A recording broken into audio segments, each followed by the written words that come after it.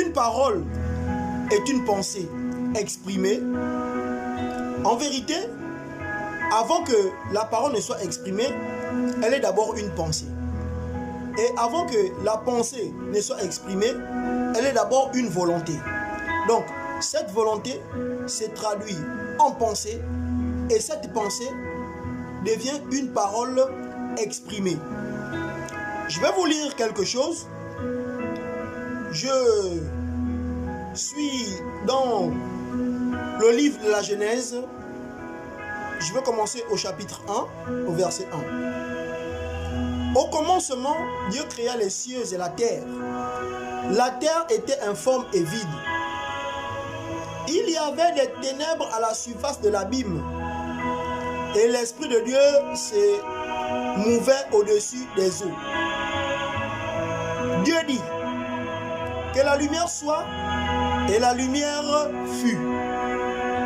Dieu vit que la lumière était bonne. Dieu sépara la lumière d'avec les ténèbres. Dieu appela la lumière jour et il appela les ténèbres nuit.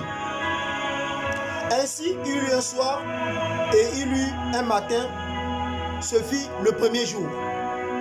Dieu dit qu'il ait une étendue entre les eaux et qu'elle sépare les eaux d'avec les eaux.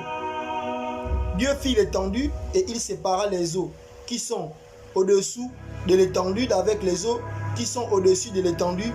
Cela fut ainsi. Dieu appela l'étendue ciel. Il eut un soir et il eut un matin. Ce fut le second jour. Alors,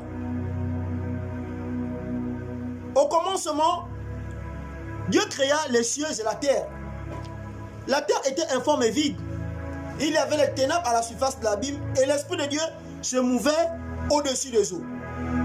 Alors, nous savons tous que un esprit n'a pas de corps.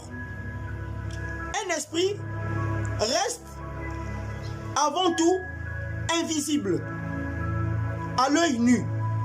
Et donc, en cela, Dieu ne pouvait pas commencer la création. Alors, étant esprit, occupant tout l'univers, il a eu dans sa présence la volonté de pouvoir créer toutes choses.